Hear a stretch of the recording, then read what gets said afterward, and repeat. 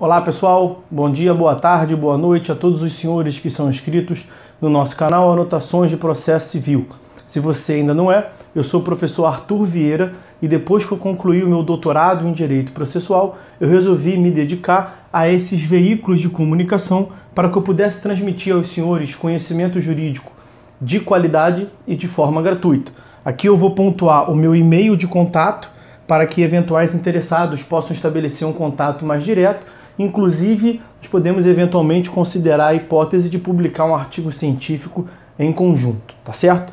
Bom, gostaria de pontuar também com os senhores o nosso canal no YouTube. Se você ainda não é inscrito, basta clicar no ícone do livro que fica no canto inferior do vídeo para que você se inscreva. Sugiro também que você clique no ícone do sininho para que você possa ativar as notificações dos vídeos que são constantemente disponibilizados por aqui. Gostaria de apresentar também aos senhores a nossa plataforma acadêmica, arturvieiracursos.com.br, arturvieiracursos.com.br, onde os senhores encontrarão cursos online de modo gratuito, inclusive com a emissão de certificado válido em todo o território nacional, tá certo? Então, após a pausa, nós vamos tratar do vídeo de hoje. Então, meus amigos, nesse nosso encontro do módulo de Direito Administrativo, eu quero pontuar com os senhores o que está destacado aqui, ó, o surgimento do direito administrativo.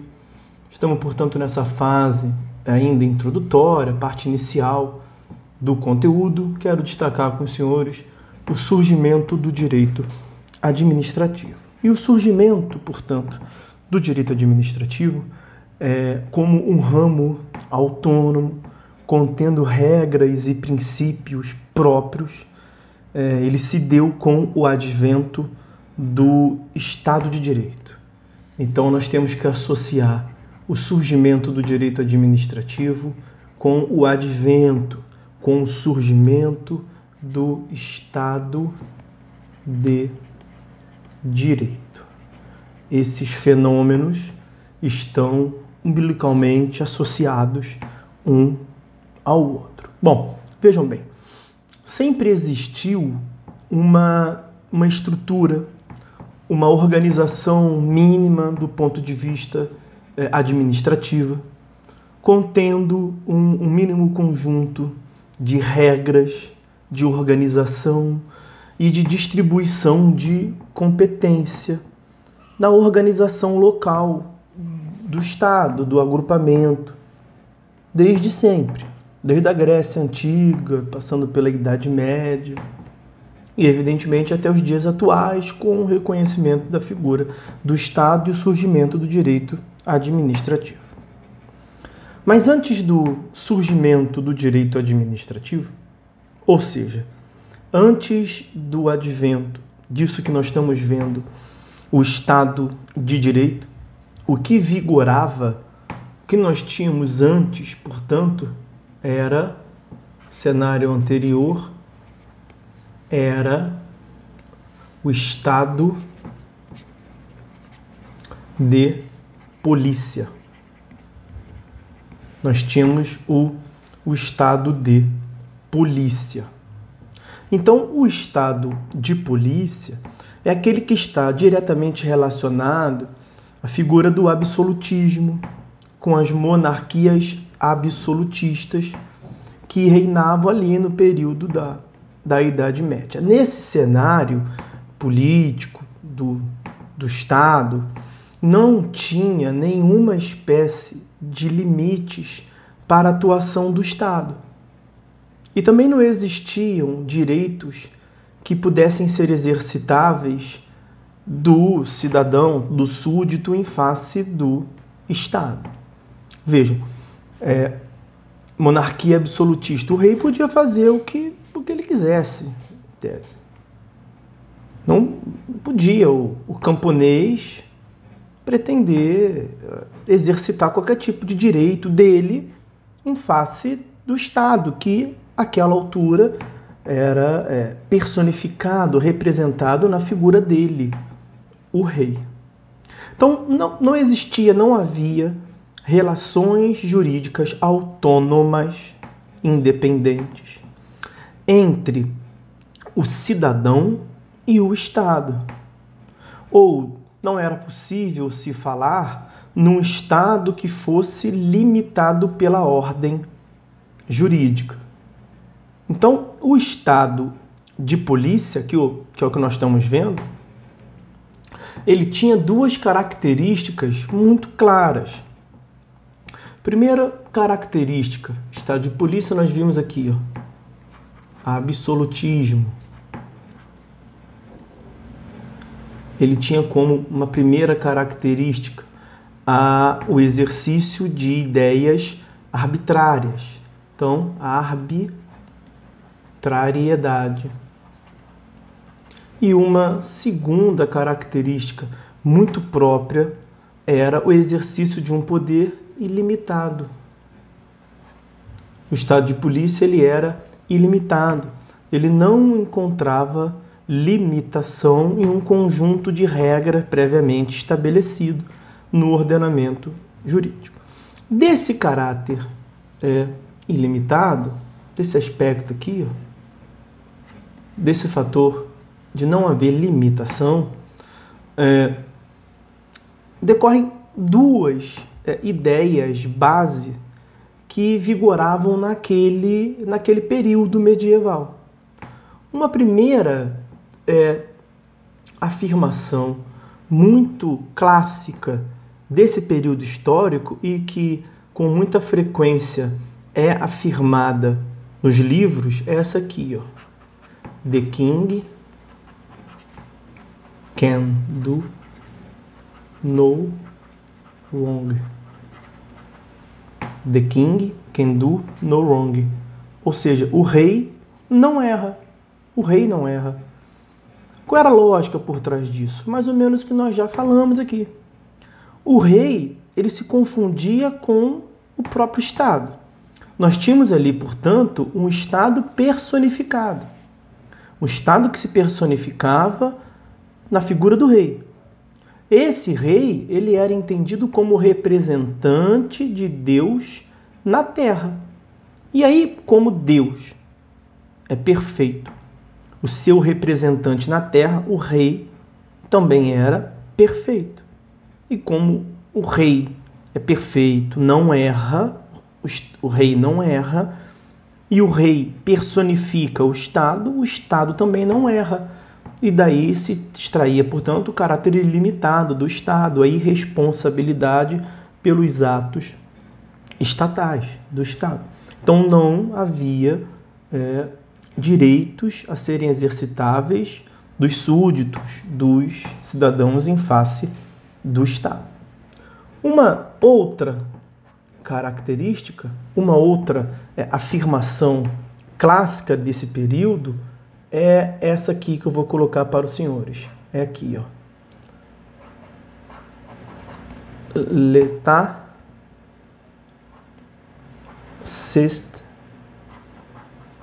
moi. L'état c'est moi. O que significa essa expressão, essa afirmação agora na língua francesa? O Estado sou eu.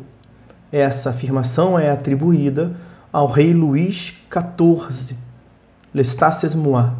O Estado sou eu. O que deixa muito claro, uma vez mais, a ideia de personificação do Estado.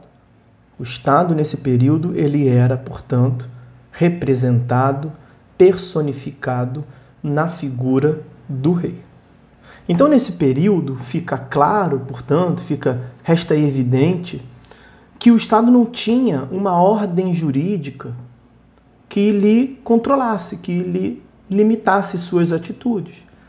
Sendo impossível se cogitar, portanto, nesse período, da existência de um direito administrativo. Direito administrativo esse que é o ramo do direito, que é uma disciplina que se dedica justamente a estudar as relações estabelecidas entre o Estado e os particulares, bem como o conjunto de regras, limitações imposta pela ordem jurídica ao Estado. Então, reitere-se, para ficar claro esse ponto, uma vez mais. o surgimento do direito administrativo somente se dá com o advento do Estado de Direito. E quando é que nós temos o surgimento do Estado de Direito? Então, vamos pontuar aqui, ó. O Estado de Direito, por sua vez, ele surge por meio das revoluções liberais. As revoluções liberais que predominaram ali no século XVIII. Revoluções liberais do século XVIII. A revolução, evidentemente, americana. E deu ruim aqui, um momentinho só. A revolução americana de 1776.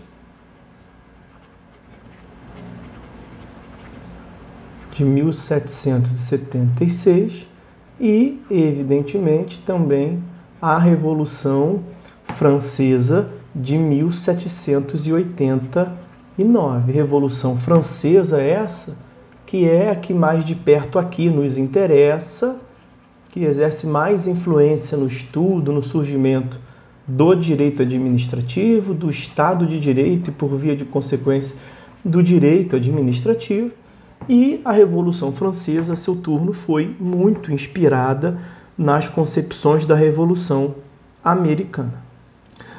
Pela concepção, pelo ideário das revoluções liberais, vamos centrar aqui na Revolução Francesa, como afirmado, o Estado deveria ser limitado e não mais um Estado ilimitado e arbitrário como antes. Então, essas revoluções, elas visam basicamente se contrapor, rivalizar a essas características, a arbitrariedade e o caráter ilimitado da atuação do Estado. Então, os revolucionários, né, em larga medida a burguesia, os burgueses, eles pretendem, então, estabelecer uma limitação, colocar um freio na atuação do Estado. E, ao limitar o Estado, cria-se, portanto, condições para o surgimento de uma nova disciplina, de um novo ramo do direito. Novo ramo, nova disciplina jurídica que vai se destinar justamente ao estudo da relação que se estabelece entre o Estado, que agora é limitado pela ordem jurídica, Estado de Direito, e o cidadão. Então, como o Estado passou a ser limitado pelo direito, passou também a ser possível se aferir se as condutas desse Estado se deram de modo correto ou equivocado, nos casos concretos. A depender, evidentemente, se as condutas do Estado respeitaram as normas previamente estabelecidas por esse Estado de direito ou não. Então, a limitação do direito acaba também vedando condutas arbitrárias e eliminando o caráter ilimitado. Surge uma relação jurídica que se estabelece entre o cidadão e o Estado, que daí pode decorrer, portanto, um direito assegurado pela ordem jurídica ao cidadão oponível em face do Estado. Então, o que nos compete agora é investigar quais foram os três limites que foram estabelecidos pela Revolução Francesa ao Estado. E aí nós vamos fazer um corte no vídeo aqui, nesse momento. Eu vou tratar com os senhores esse tópico, os limites que foram estabelecidos pela Revolução Francesa ao Estado agora que é um Estado de direito, e nós veremos isso na próxima aula com mais calma, tá certo? Então, por hora é só, meus amigos, fiquem todos com Deus e até a próxima.